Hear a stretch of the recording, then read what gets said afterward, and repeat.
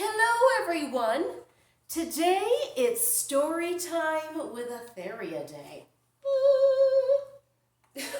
I'm in a weird mood, but I'm often in a weird mood. Welcome to my world. But hold on. I gotta get the foot over here. I do need to channel. This I mentioned in a blog post that I just did. So I know that I need to be channeling, and I am going to be doing that any minute. But today, since I have physical therapy for my still healing broken foot and ankle, but I'm in real shoes, although they're special sneakers. Since I have physical therapy today and I had to put makeup on, I thought, hey, let's do a video, because the makeup doesn't happen a lot anymore. What I want to talk about today in terms of story time is it's actually a serious topic, but and it was triggered because I got an email a few days, 2 or 3 days ago, from a friend of mine who just lost his kitty cat, and I've had a lot of friends who've lost pets the past year. And, you know, what I want to talk about, I want to give true stories, and I have blogged about some of this stuff back in 2012, 2013, but those of you who are new to my YouTube channel, you might not even know about my blog, so you haven't seen this. I wanted to mention it, but I just wanted to confirm for pet parents that animals have souls, just like we do, and they do carry on, and they evolve in spirit on the other side, just like we do. And I want to tell some true stories that are pretty cool, actually, from my own life and from some people that I know. So in September 2012, I grabbed some pictures here. Wait, hold on. See, I'm gonna I'm gonna cry all over again. I lost my beloved Bodie in September 2012, very unexpectedly. He was just barely 13 years old, and he developed extreme kidney failure. And also he was showing signs, I now know, of heart failure. So his death caught me by surprise and was devastating. I felt a grief that I had never felt before. And but the cool part is that he showed up in spirit quickly afterward.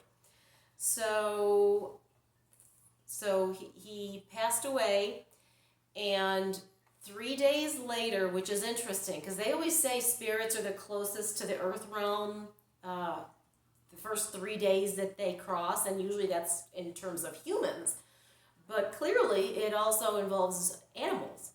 So 3 days after he passed, I was living in Albuquerque, New Mexico, and had my house at the time. And I was in the back room, which was kind of like a family room, den kind of a room, with Chakra. And she was sleeping next to me on the couch. And all of a sudden, she went from totally relaxed and sleeping or whatever she was doing to, boom, massive high alert. And she jumped up and ran to the edge of the couch, and then looked towards that room and my kitchen. They opened up into each other. So she looked into the kitchen, towards the kitchen floor. Her ears were perked forward. Eyes were huge. All of her hairs were up.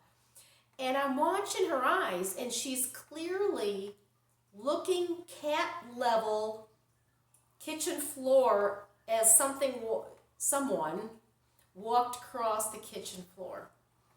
And I knew it was Bodie. And my clairvoyance is my weakest of all my abilities. My clairaudience, clairsentience, some of my other clairs are stronger. So I can't see as well, although I can see sometimes, as some other people. So I knew she was clearly seeing Bodhi in spirit walk across the kitchen. And I'm like, I'm trying to see, I didn't know what to do to trigger my clairvoyance or whatever. And so I didn't see Bodhi, but I know that was him. Her reaction was very dramatic, and I couldn't write it off as nothing. Then, I forgot how many days after that, I'm in that same back room, and Karma, I need to dust these pictures off. Whoops. Karma, who at the time was 14 years old and had never, ever, ever done this before in 14 years. I'm in the back room, and suddenly Karma starts yowling, blood-curdling yowling like she was being slaughtered. It scared the hell out of me. And I jumped up, I ran to find her in the house, and she was in the bathroom, in the bathtub, looking at the faucet. And then once she saw me run in, going, "What's the matter?" I'm freaking out. And she looks at me like, "Turn the faucet on." I mean, she stops yowling, very calm. It's like, and I'm like, what the heck? And what's interesting about that is she had never done that for her 14 years of life at that point. But Bodhi did that all the time. He would get in the bathtub and demand for me to turn the faucet on so he could drink water out of the dripping faucet in the bathtub. And suddenly Karma, a few days after he died, started doing his behavior. And I am convinced that Bodhi in spirit influenced Karma to do that. So then that was like the first week that he passed. And then not long after, but I'm losing track of timing. Probably, I would say within weeks of his death. I was in the back room of my house where I had a fireplace at the time, and I had, actually, oh, you know what? This must have been after Karma passed. I think they both had passed at that point. So Bodhi passed away in September 2012. Karma at age 15 passed away in late August of 2013.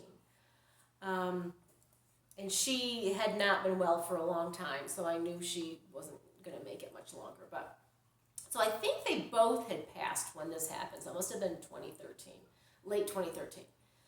I'm in the back room reading a book or doing something, and I had their ash. I'm looking in this direction because I have a fireplace in my condominium now, and I have their ashes and altars up there.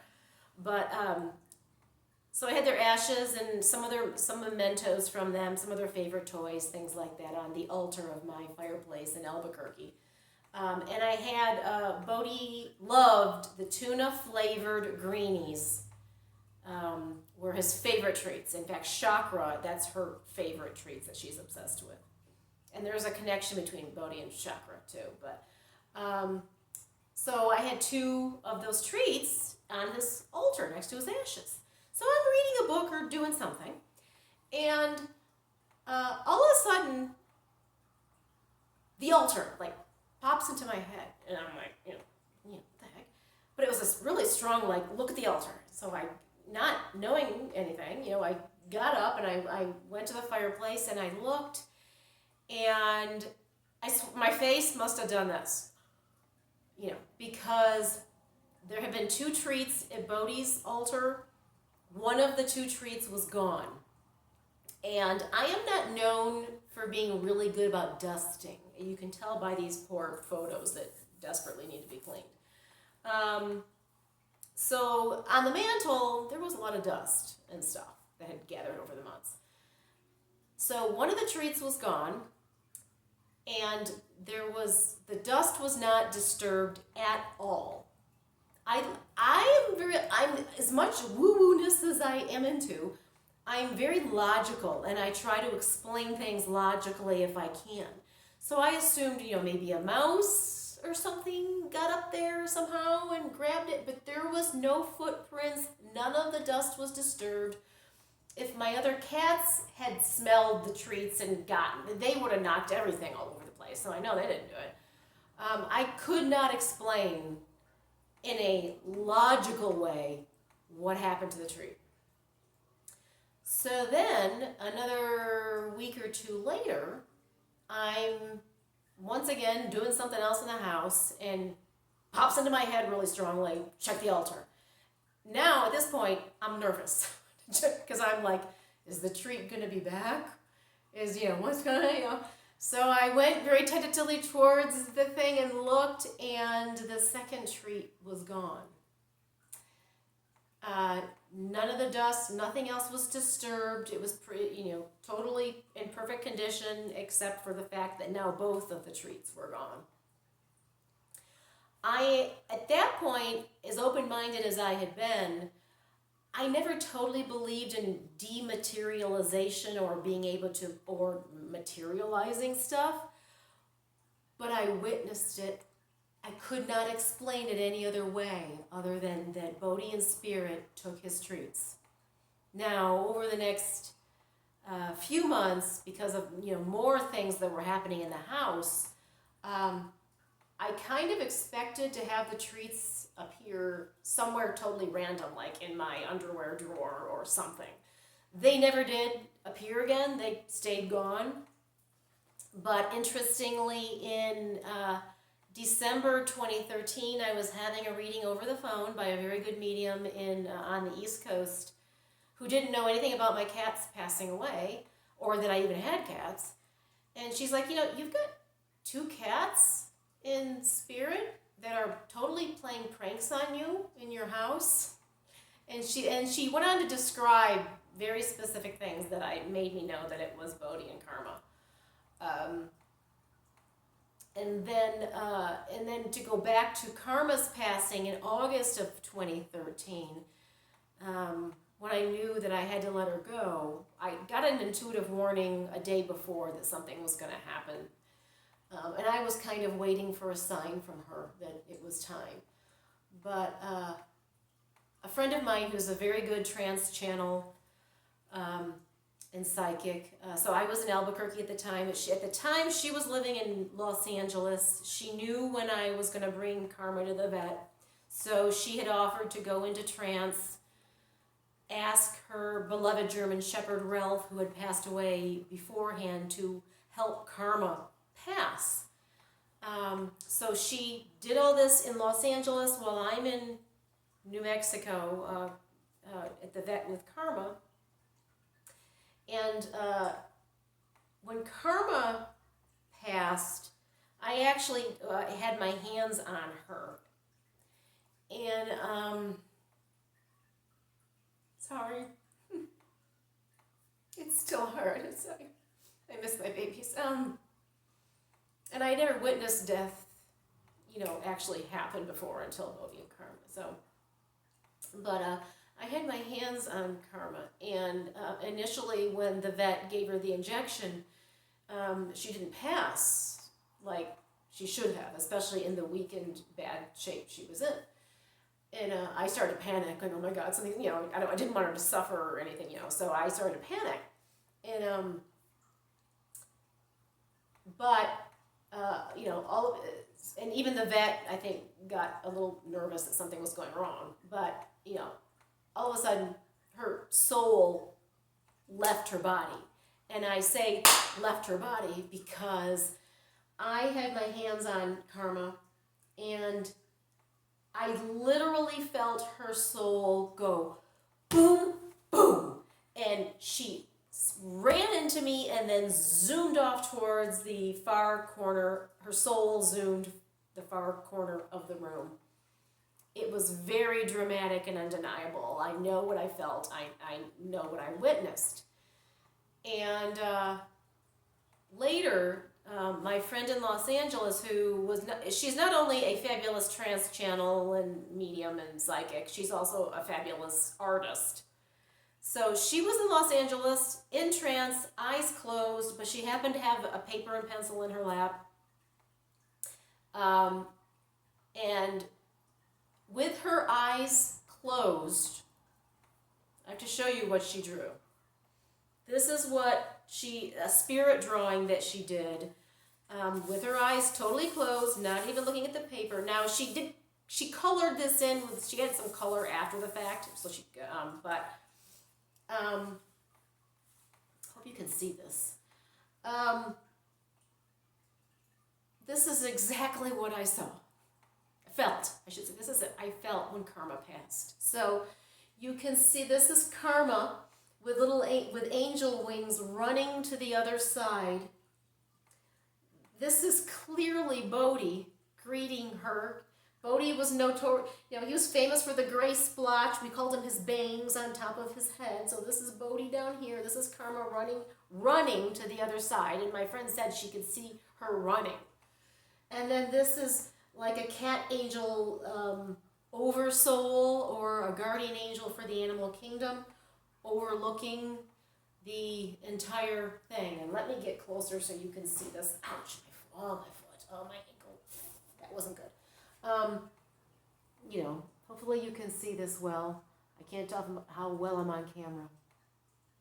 But this is such a beautiful gift and completely displays what I felt and witnessed and drawn 1,000 miles away with her eyes closed that she witnessed.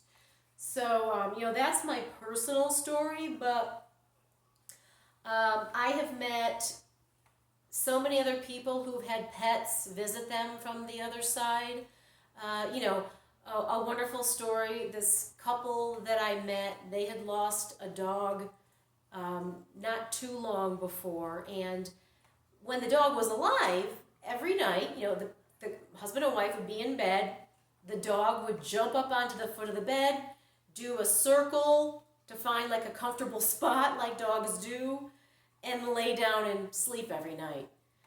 But, within a week of the dog passing, both of the people clearly witnessed and felt an animal jump on to the foot of their bed, do a circle, and lay down. I have had dreams with Bodhi and Karma where they've clearly visited me. I had one dream where as Bodhi walked away from me in the dream, he morphed into Chakra and became her.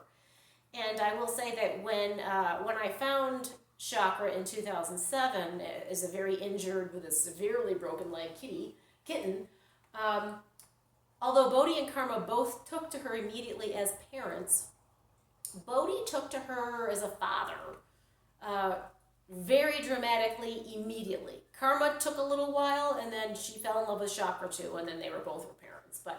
But Bodhi and Chakra had this thing. So I took that as to be that Bodhi in spirit is watching over his little sister. I have other pet stories that I'm suddenly forgetting. But I don't want this video to be 2 hours long, so I need to be quiet anyway. I need to end this. But please do know that if you have lost a pet, they do carry on. They are eternal just like we are. They hang around you in spirit. In my case, they played pranks on me. And that when you pass, you will see them again. I know without a doubt that when it's my time to go, I will be greeted by all of my pets. Now I'm gonna get all mushy again.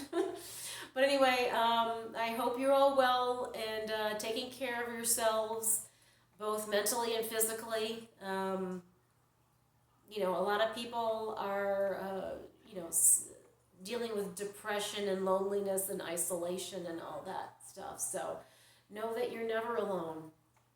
And if not humans with you in spirit, pets and animals are, but both are. So anyway, take care, and I will be channeling soon, I promise. So thanks for watching. Take care and stay safe. Bye, everybody.